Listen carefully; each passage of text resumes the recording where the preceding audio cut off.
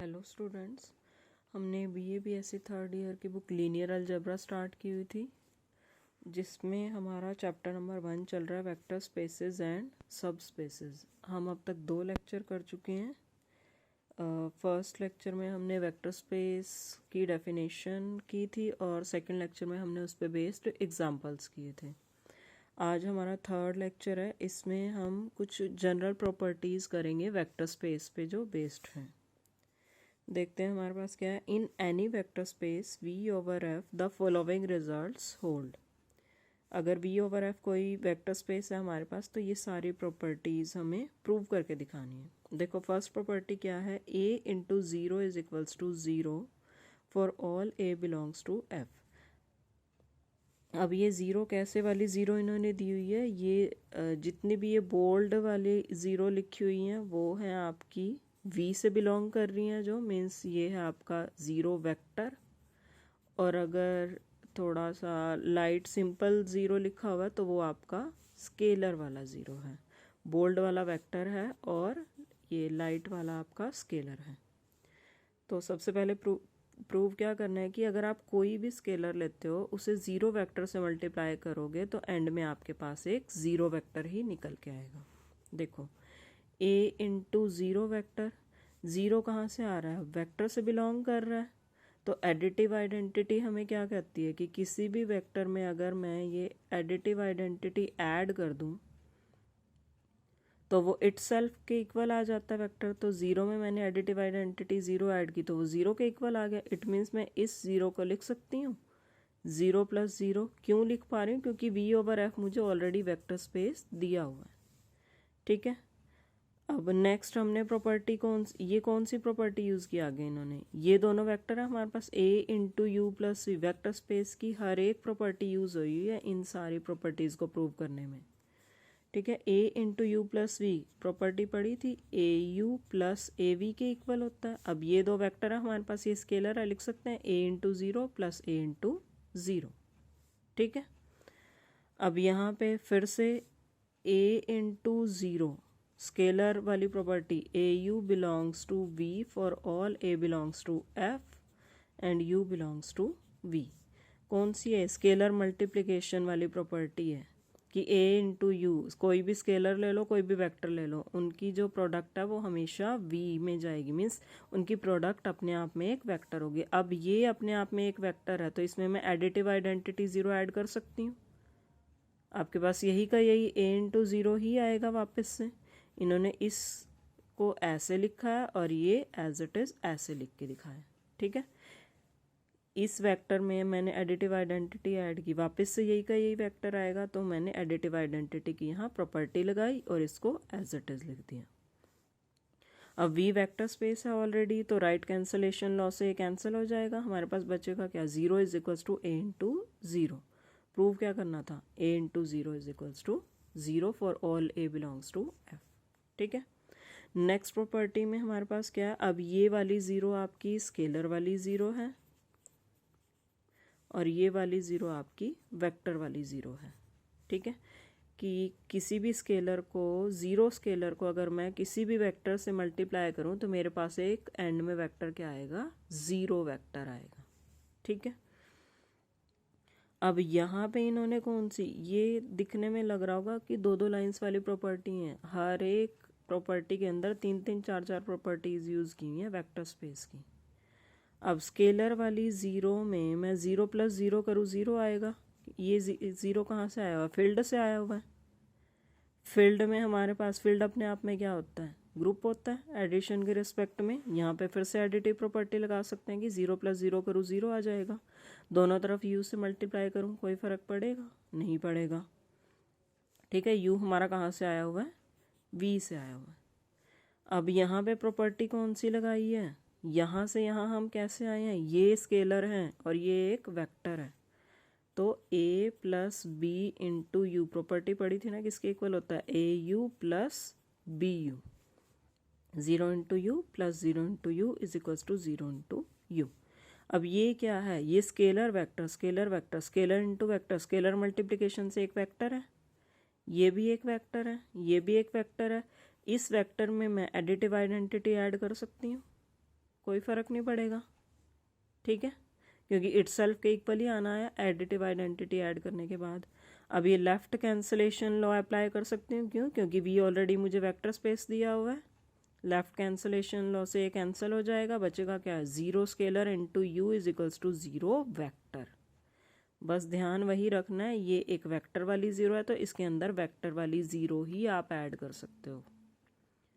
ये थोड़ा सा ये चीज़ें ही ध्यान रखने वाली है, कहाँ स्केलर वाला एलिमेंट है, कहाँ वेक्टर वाला, बहुत इंपॉर्टेंट है। दिखने में सिर्फ ये दो लाइन के हैं, ठीक है। तो प्रूव क्या करना था, हमने यही करना था, zero scalar into u is equals to zero vector. Third property हमारे पास क्या है, -1 into u is equals to minus u for all u belongs to we.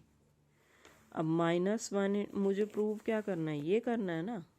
अगर मैं ये प्रूव कर दूँ -1 इंटू यू, इसको इधर लेके जाऊँ क्या बनेगा, plus u is equals to zero prove कर दूँ तो मेरा यही प्रूव हो जाएगा। तो मेरा टारगेट क्या है, ये प्रूव करना। तो मैंने पहले कैलकुलेट करके लिखा -1 इंटू यू प्लस यू किसके इक्वल आएगा, इसको लिख सकते हैं -1 इंटू यू और इसको 1 इंटू यू, ठीक है। ये left side as it is रखी, राइट साइड में प्रॉपर्टी याद हो अगर, a u plus b u लिख सकते हैं। कैसे लिखेंगे इसको, a plus b into u, ये स्केलर ऐड कर लिए और ये पीछे u। -1 + 1 स्केलर है ये, तो स्केलर वाली ज़ीरो के इक्वल आएगा। एडिटिव इनवर्स ऐड हो रहा है 1 के अंदर, तो ये स्केलर वाली ज़ीरो आ जाएगी, क्योंकि ये दोनों फील्ड के एलिमेंट है तो ये भी फील्ड का ही एलिमेंट आएगा। इसको रिपीट करके देखने की ज़रूरत पड़ सकती है आपको, तो रिपीट करके देख लेना, ठीक है। तो ये स्केलर वाली ज़ीरो, अभी हमने पढ़ा है कि ये स्केलर वाली ज़ीरो इंटू कोई वेक्टर किसके इक्वल जाता है, ये यहाँ पे ये वेक्टर वाली ज़ीरो है, इसका ध्यान रख लेना, स्केलर वाली नहीं है, ये वेक्टर वाली है, बोल्ड कर लेना इसको, ठीक है। तो यहाँ से हमारे पास क्या आ जाएगा, इसको इस साइड लेके चले जाओ, वापस से बन जाएगा -1 into is equals to minus u. Prove क्या करना था, यही करना था, ठीक है। अब फोर्थ प्रॉपर्टी में देखो हमारे पास क्या है, a into minus u is equals to minus a in minus of a u is equals to minus a into u. तीन को इक्वल शो करना है हम 1 बाय 1, पहले इसको इसके इक्वल शो करेंगे फिर इसको इसके इक्वल, तो ये तीनों आपस में इक्वल हो जाएंगे, ठीक है। पहले फिर से वही वाला हम अप्लाई करने के लिए ट्राई करेंगे कि मुझे इसको इसके इक्वल शो करना है ना, मुझे क्या शो करना है, a into minus u is equals to minus a u, ये शो करना। अगर मैं ये शो कर दूँ a into minus u plus a u is equals to zero, तो मेरा हो जाएगा यही शो, ठीक है। तो हमने क्या किया, इसको इधर लेके चले गए, मतलब ये चीज़, ये क्वांटिटी मुझे ज़ीरो के इक्वल शो करनी है, तो इसको लिख सकते हैं हम यही वाली प्रॉपर्टी से, a कॉमन लिया तो u प्लस माइनस यू में माइनस ऑफ यू ऐड हो रहा है, यू में एडिटिव इनवर्स ऐड हो रहा है, तो किसके इक्वल आएगा, ज़ीरो वेक्टर के इक्वल, तो a इंटू ज़ीरो, यहाँ से a u plus a into minus u, इसी चीज़ को इसके इक्वल लिखा था ना, तो a इंटू ज़ीरो, अभी फर्स्ट प्रॉपर्टी में पढ़ा है, कोई scalar into zero vector is equals to zero vector, तो ज़ीरो वेक्टर आ गया। तो यहाँ से क्या आ गया कि ये वाला वेक्टर क्या है, एडिटिव इनवर्स है इसका, क्योंकि दो वेक्टर्स को ऐड करके अगर आपके पास एडिटिव आइडेंटिटी आ रही है तो एक दूसरे का इन्वर्स बन जाएगा। तो इसका मतलब a of minus u is equals to minus of a u, ठीक है। तो एक चीज़ होगी हमारी प्रूव। अब क्या प्रूव करना है, इन दोनों को इक्वल प्रूव करना है, इसमें भी सेम हम फॉर्म अप्लाई करेंगे। देखो ये प्रॉपर्टी हमने पढ़ी हुई है, a into b u is equals to a b into u. अब इसमें हमने क्या किया, b को किसके इक्वल ले लिया, 1 के इक्वल, और a को b को -1 के इक्वल, a को a के इक्वल ही ले लिया, ठीक है। तो यहाँ से ये वाला माइनस बाहर रख दिया हमने और इधर से ये माइनस रख दिया। ठीक है, प्रूव क्या करना था, यही इसको इसके इक्वल करना था। तो पीछे दो को पहले दूसरे को इक्वल किया, फिर हमने दूसरे तीसरे को इक्वल कर दिया, तो फर्स्ट सेकंड थर्ड तीनों आपस में इक्वल हो जाएंगे। यही करना था हमें प्रूव। ठीक है, ये प्रॉपर्टीज़ को रिपीट करके ज़रूर देख लेना, आपको ज़रूरत पड़ सकती है। ठीक है, अब देखो प्रूव क्या करना है, a into u minus v is equals to a u minus a v. ये हम जनरली प्रूव कर देते हैं हमेशा यूं ही फ्लो में, पर ये प्रॉपर्टी होती है। ठीक है, हमने प्रॉपर्टी पढ़ी कौन सी है, a into u plus v is equals to a u plus a v. हम प्रूव क्या करेंगे, नेगेटिव वाली प्रूव करेंगे। देखते हैं कैसे किया इसको। देखो a into u minus v prove करना है ना हमने, इसको लिख सकते हैं a into u plus minus v लिख सकते हैं। फिर अब प्रॉपर्टी हमने पढ़ी हुई है a into u plus v मेरा किसके इक्वल होता है, a u plus a v. क्यों, क्योंकि v क्या है, वेक्टर स्पेस है। अप्लाई कर दी ये प्रॉपर्टी। अब ये अभी हमने पढ़ा है, ये चीज़ इसके इक्वल होती है और इसके भी इक्वल होती है, तो यहाँ से यहाँ शिफ्ट हो सकते हैं। तो a ऑफ माइनस वी किसके इक्वल हो जाएगा, माइनस ऑफ ए वी के इक्वल। इसको फिर से लिख सकते हैं ए यू माइनस ए वी। अब इसमें मेन चीज़ का यही ध्यान रखना कि जैसे जैसे आप अगली प्रॉपर्टी प्रूव करते जा रहे हो उसमें पिछली प्रॉपर्टीज़ का यूज़ होता जा रहा है, तो ये प्रॉपर्टीज़ आपको याद भी होनी चाहिए। आप इसमें ये तभी लिख पाओगे जब आपको पीछे वाली प्रॉपर्टी याद होगी, अदरवाइज़ यहाँ पे पूरा ये आपको प्रूव करके दिखाना पड़ेगा। अगर प्रूव करके दिखा सकते हो तो बहुत बढ़िया, नहीं दिखा सकते तो ये प्रॉपर्टी याद ज़रूर रख लेना, क्योंकि यहाँ साइड पे रीज़न ज़रूर मेंशन करना पड़ेगा आपको। ठीक है, नेक्स्ट देखो हमारे पास क्या है, a u is equals to zero vector implies, अगर a into u zero vector के इक्वल है तो या तो a ज़ीरो के इक्वल होगा या फिर u ज़ीरो के इक्वल होगा।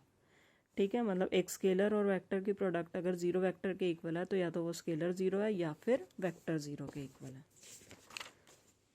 देखो ए यू हमने ले लिया ज़ीरो के इक्वल, हमें ये प्रूव करना है ना, या तो स्केलर ज़ीरो है या वेक्टर ज़ीरो। हमने क्या मान लिया कि स्केलर तो हमारा ज़ीरो के इक्वल है नहीं। स्केलर आ कहाँ से रहा है, फील्ड से आ रहा है, और हमने फील्ड में प्रॉपर्टी पढ़ी हुई है कि जितने भी नॉन ज़ीरो एलिमेंट होते हैं उन सब का इन्वर्स एग्जिस्ट करता है। अब ए नॉन ज़ीरो है तो ए का इन्वर्स भी एग्जिस्ट करेगा। फील्ड की प्रॉपर्टी क्या होता है, सारे नॉन ज़ीरो एलिमेंट का इन्वर्स एग्जिस्ट करता है, तो ए नॉन ज़ीरो है तो उसका इन्वर्स भी एग्जिस्ट करेगा। ए यू अगर मेरे पास ज़ीरो के इक्वल है तो जिसका इन्वर्स एग्जिस्ट कर रहा है, ये चीज़ पहले मैंने एग्जिस्ट करवाई तो दोनों तरफ इससे मल्टीप्लाई कर सकती हूँ, प्री मल्टीप्लाई कर दिया, a inverse a u is equals to a inverse zero. अब फर्स्ट प्रॉपर्टी में हमने क्या पढ़ा था, a into zero is equals to zero, property apply कर दी यहाँ पे, और इसमें ये स्केलर अंदर लेके चले गए। किसी भी एलिमेंट को उसके इन्वर्स से मल्टीप्लाई करें तो किसके इक्वल आएगा, आइडेंटिटी के इक्वल आएगा। अब ये मल्टीप्लिकेटिव इन्वर्स है तो मल्टीप्लिकेटिव आइडेंटिटी यूज़ होगी हमारे पास। मल्टीप्लिकेटिव आइडेंटिटी फील्ड में क्या होती है, वन होती है, कि किसी भी एलिमेंट को फील्ड के किसी भी एलिमेंट को किससे मल्टीप्लाई करूँ इटसेल्फ आ जाए वन ना, तो ये क्या है हमारे पास multiplicative identity. One into u zero के इक्वल हो गया। अब वन तो मेरा ज़ीरो के इक्वल है नहीं, इसका मतलब बचा क्या, यू मेरा ज़ीरो के इक्वल चला जाएगा। तो प्रूव क्या करना था, यही करना था कि ए तो मेरा ज़ीरो के इक्वल है नहीं तो यू ज़ीरो के इक्वल आ गया। ठीक है, अब क्या मान लिया हमने, ए यू हमारा ज़ीरो के इक्वल है। अब हमने मान लिया कि यू मेरा ज़ीरो वेक्टर के इक्वल नहीं है। प्रूव क्या कर देंगे हम कि ए स्केलर जो है वो ज़ीरो के इक्वल है। अब मुझे प्रूव करना है कि ए स्केलर मेरा ज़ीरो के इक्वल है। मैं उल्टा मान लेती हूँ, मैं मान लेती हूँ कि ए स्केलर मेरा ज़ीरो के इक्वल नहीं है। अगर ये स्केलर ज़ीरो के इक्वल नहीं है इसका मतलब इसका मल्टीप्लिकेटिव इन्वर्स एग्जिस्ट करेगा, क्योंकि फील्ड से आ रहा है ये एलिमेंट। फील्ड में हर एक नॉन ज़ीरो एलिमेंट का मल्टीप्लिकेटिव इन्वर्स मिलता है। फिर से वही पीछे वाला प्रोसेस, दोनों तरफ जो चीज़ एग्जिस्ट कर रही है उससे मल्टीप्लाई कर सकते हैं दोनों तरफ। A inverse a u is equals to a inverse a, इसको इकट्ठा कर दिया, इज इक्वल्स टू ज़ीरो। यही वाला प्रोसेस यूज़ किया। यहाँ पे फिर से वापस क्या आ जाएगा, u is equals to zero, लेकिन u कैसा है, नॉन ज़ीरो है। कॉन्ट्राडिक्शन आ गई हमारे पास। कॉन्ट्राडिक्शन क्यों आई है, क्योंकि हमने मान लिया कि a हमारा ज़ीरो के इक्वल है। इसका मतलब ये a ज़ीरो के इक्वल ना, यहाँ पे हमने माना था ए हमारा नॉट इक्वल्स टू ज़ीरो है, इसका मतलब ये ए हमारा ज़ीरो के इक्वल है, यही प्रूव करना था। हो गया, ठीक है। इसके बाद सिर्फ मैं एक प्रॉपर्टी और करवा रही हूँ, ये वाली प्रॉपर्टी आप अपने आप देख लेना, ठीक है। ए यू अगर बी यू के इक्वल है और यू नॉन ज़ीरो वेक्टर है तो इसका मतलब ये वाला scalar a scalar b scalar के इक्वल चला जाएगा। नेक्स्ट वाली बी सी की तरह ही है, पहले में वेक्टर को नॉन ज़ीरो माना तो स्केलर इक्वल शो कर दिए, दूसरे वाली प्रॉपर्टी में स्केलर नॉन ज़ीरो माना तो वेक्टर को इक्वल शो कर दिया, ठीक है। दोनों थोड़ी एक जैसी सी हैं। देखो ए यू हमें बी यू के इक्वल दिया हुआ है, इसको इधर लेके जा सकते हैं, तो a u minus b u किसके इक्वल होगा, ज़ीरो वेक्टर के इक्वल होगा, ठीक है। कॉमन ले सकते हैं, a minus b into u is equals to zero. अब या तो अब दो, एक ये स्केलर और ये वेक्टर की प्रोडक्ट ज़ीरो के इक्वल है। अभी हमने पढ़ा है कि ए यू अगर ज़ीरो के इक्वल है या तो ए ज़ीरो के इक्वल होगा या फिर यू ज़ीरो के इक्वल होगा। अब यहाँ पे इसको एज वन स्केलर ट्रीट कर सकते हैं, या ये लगा लो कि सी यू यहाँ पे ज़ीरो के इक्वल आ गया तो या तो सी ज़ीरो के इक्वल होगा या फिर यू ज़ीरो के इक्वल होगा। अब यू तो मेरा ज़ीरो के इक्वल हो नहीं दिया नहीं हुआ इन्होंने, देखो यू हमें ऑलरेडी नॉन ज़ीरो दिया हुआ है, इसका मतलब ऑप्शन क्या बचा मेरे पास, इन दोनों की प्रोडक्ट में ये तो ज़ीरो के इक्वल है नहीं, इसका मतलब ये चीज़ ज़ीरो के इक्वल जाएगी, ए माइनस बी ज़ीरो के इक्वल जाएगा, तो इसका मतलब ए किसके इक्वल चला जाएगा, बी के इक्वल चला जाएगा, ठीक है। नेक्स्ट प्रॉपर्टी भी बिल्कुल इसी के जैसी है, ट्राई करके देख लेना, बिल्कुल सिंपल है। और इन प्रॉपर्टीज़ को एक दो बार अपने हाथ से करके ज़रूर देखना, हर एक जगह जो जो प्रॉपर्टी अप्लाई हो रही है वो साथ साथ मेंशन ज़रूर होनी चाहिए आपकी, ठीक है।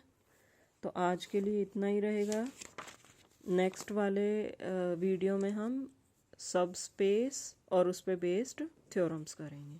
उम्मीद करती हूँ सबको समझ में आ गया होगा, अगर फिर भी किसी का कोई डाउट है तो आप मुझसे पूछ सकते हो। Thank you students.